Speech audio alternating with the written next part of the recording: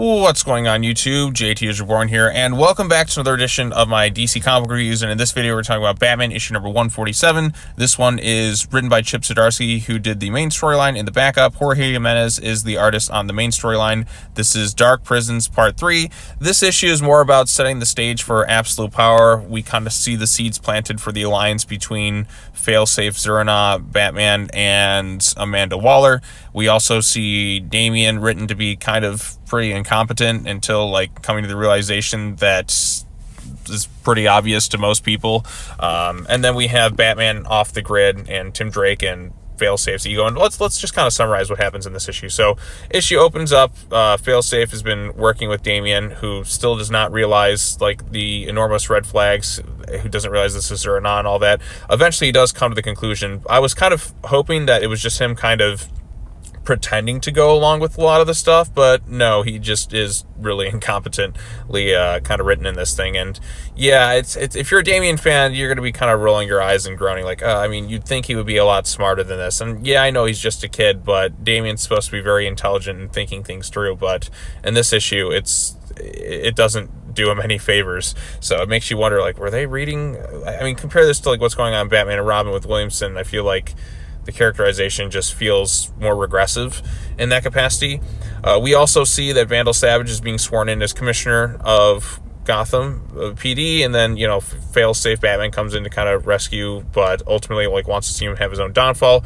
Waller sees this going on and is like, "Ooh, I want that. This is exactly what I need to get the public to distrust the heroes." Now, keep in mind, this is the same woman who in Beast World was about to do a drone strike on a bunch of people, but I mean, we'll just kind of brush that aside, if you will. I mean, where are those people who are against Amanda Waller for what she tried to do?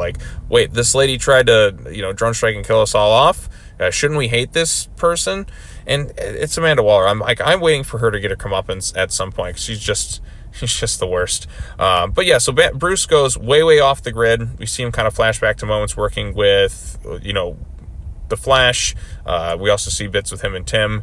Captio informs Failsafe that, Bruce is still alive, but Failsafe's ego just was he's no threat to me. Waller tries to get in contact with Failsafe. Damian comes in, takes out her guards, if you will, and Failsafe comes to talk to her, or, Zur-En-Arrh Batman. I don't know, should I just call it Zur? I'll just call it Zur, who's taken over Failsafe. So Zur, whatever, confronts Waller. Waller's like, "Hey, we have similar goals. Let's work together on this stuff." And that's kind of setting the stage for that later on. Of course, Bruce is off the grid.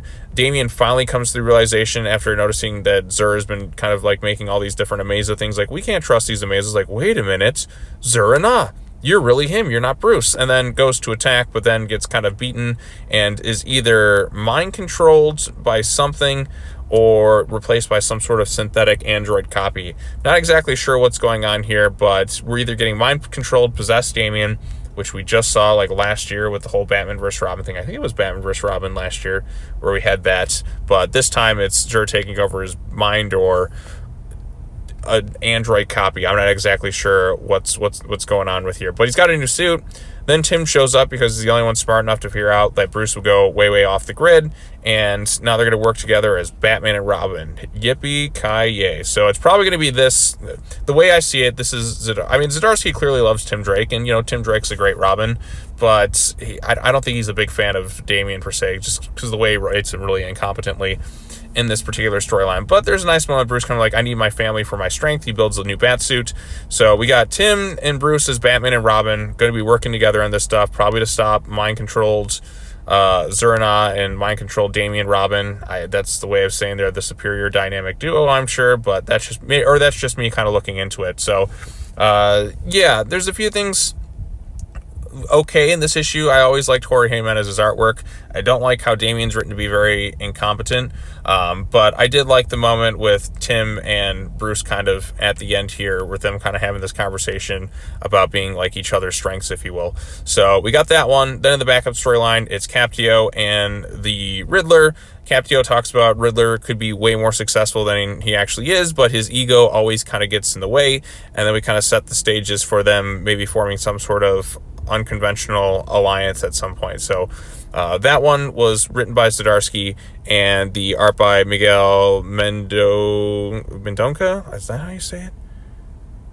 Mendonca? Okay, so, I mean, artwork in both the main storyline and the backup is still pretty good. So, I just think, I mean, with the storyline, there's a little bit of incompetence written at some points, but it's also setting the stage for absolute power, and you can kind of see how it's all kind of coming together right there. I like the moment with Tim and Bruce at the end of the issue.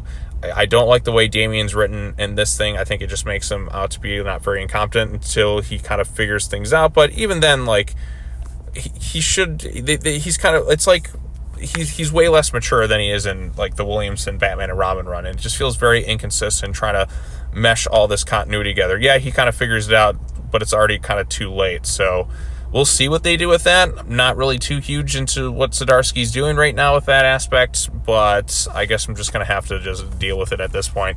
So, yeah, I mean, Batman 147, kind of another mixed issue in some capacities, at least for me. Like I said, I don't like the way Damien's written in this thing. I think they make him kind of incompetent. I like the moment with Bruce and Tim at the end. I thought that was really nice. And, yeah, if they just want to be Batman and Robin in this book, I mean, that's totally fine. I'm all on board with that. But if you're going to be writing one or the other, you should make them a little bit more competent, at least kind of acknowledge that, you know, all the stuff that's kind of happened in Williamson's book where they grew a bond and all that. But yeah, I guess in terms of DC continuity, it's more like guidelines as opposed to actual rules to kind of follow of like what makes sense and all. So yeah, I mean, like I said, issues, you know, okay. So, but that's just me. I always liked Jorge's artwork, and I like the art in the back up, and I did enjoy kind of the conversation of Capio confronting Nigma about his ego problem. So that was fun and all. But yeah, that's all I really have to say about this issue. What did you think of it? Post your comments down below. Be sure to like this video, share it with your friends, subscribe to the channel for more content, hit that bell for notifications, all the other fun stuff. I'm going to get going, but I will talk to you all later. Hope you all have a good day, and see ya.